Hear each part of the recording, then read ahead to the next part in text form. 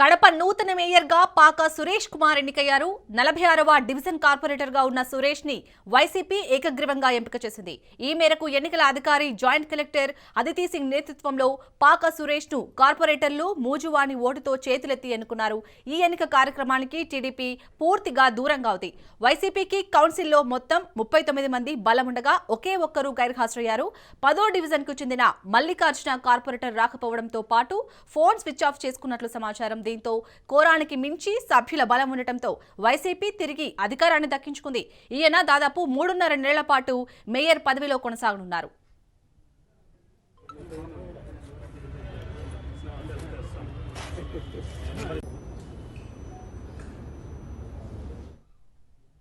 Right, ఇక మొత్తానికైతే కడప నూతన మేయర్ గా అయితే పాక సురేష్ కుమార్ ఎన్నికయ్యారు. దీనికి సంబంధించి పూర్తి డీటెయిల్స్ మా ప్రతినిధి హుస్సేన్ అందిస్తారు. హుస్సేన్.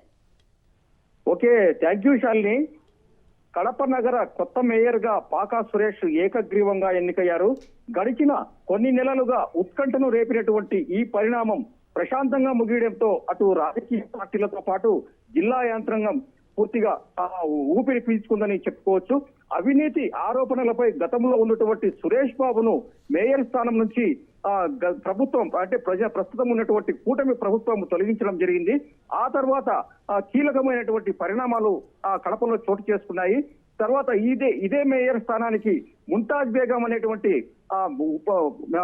మేయర్ గా అంటే తాత్కాలిక మేయర్ గా ఎంపిక కావడం జరిగింది. ఆ తర్వాత టీడీపీ పట్టుబట్టి ఈ ఎన్నికను నిర్వహించడానికి పూర్తిగా శ్రీకారం చుట్టిందని మనం చెప్పుకోవచ్చు.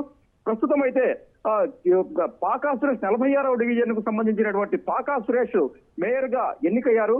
ఈ ఎన్నిక కోసం అంటే ఇప్పటికే అంటే నిన్నటి వరకు కూడా వైసీపీలో ఉన్నటువంటి కార్పొరేటర్లు దాదాపుగా 3 వర్గాలుగా చీలిపోయి మా పదవి మాకు కావాలని పట్టుపట్టడం జరిగింది. దీంతో మాజీ ముఖ్యమంత్రి జగన్మోహన్ రెడ్డి ఆదేశాల మేరకు ఆయన మేనమామ అయినటువంటి రవీంద్రనాథ్ రెడ్డి జిల్లా అధ్యక్షుడిగా కూడా ఉంటున్నారు. ఆయనకు పూర్తి బాధ్యతలు ఇచ్చి తర్వాత ఎంపీ అవినాష్ రెడ్డి ఆధ్వర్యంలో అంటే టోటల్ గా జిల్లా వైసీపీ శ్రేణుల నేతృత్వంలో ఈ కార్పొరేటర్లందరినీ ఒకే తాటిపైకి తీసుకుని రావడం జరిగింది. వైసీపీ వ్యూహాత్మకంగా వ్యవహరించడంతోనే ఈ పాకా సురేష్ కొత్త మేయర్ గా ఎన్నిక కావడం జరిగింది. లేకపోతే టీడీపీ అనేకమైనటువంటి విధానాలకు కూడా గతంలో అంటే పాల్పడటానికి సిద్ధమైంది అనుకోవచ్చు. అయితే ఈ వైసీపీలో ఉన్నటువంటి వ్యవహారాలను అంటే గొడవలను తమకు అనుకూలంగా మార్చుకోవాలని నిన్నటి వరకు కూడా సంకల్పించింది. అయితే ఈ వ్యూహాల్ని దాదాపుగా వైసీపీ పసిగట్టి వైసీపీకి చెందినటువంటి కార్పొరేటర్లను అందరినీ ఒకే తాటిపైకి రప్పించి ఏకగ్రీవంగా అంటే పాకా సురేష్ ను ఎన్నిక చేసుకున్నారు. అయితే టీడీపీ ఇది గ్రహించినటువంటి టీడీపీ ఈ ఎన్నికకు తాము పూర్తిగా దూరంగా ఉంటున్నామని ఇవాళ ఉదయం ప్రకటించడం జరిగింది. ప్రస్తుతం ఉంటున్నటువంటి కడప ఎమ్మెల్యేగా ఉంటున్నటువంటి రెడ్డప్ప గారి మాధవి ఆమె భర్త పోలిట్ బ్యూరో సభ్యుడు అయినటువంటి శ్రీనివాస్ రెడ్డి ఈ ఉదయమే తాము ఈ ఎన్నికకు పూర్తిగా ఉంటున్నామని చెప్పుకోవడం జరిగింది. దీంతో ఎన్నిక ప్రశాంతంగా జరగడంతో పాటు టోటల్ గా ఈ వైసీపీకి చెందినటువంటి 39 మంది కార్పొరేటర్లు ఒకే ఒక్కరు మాత్రము గైర్హాజరయ్యారు.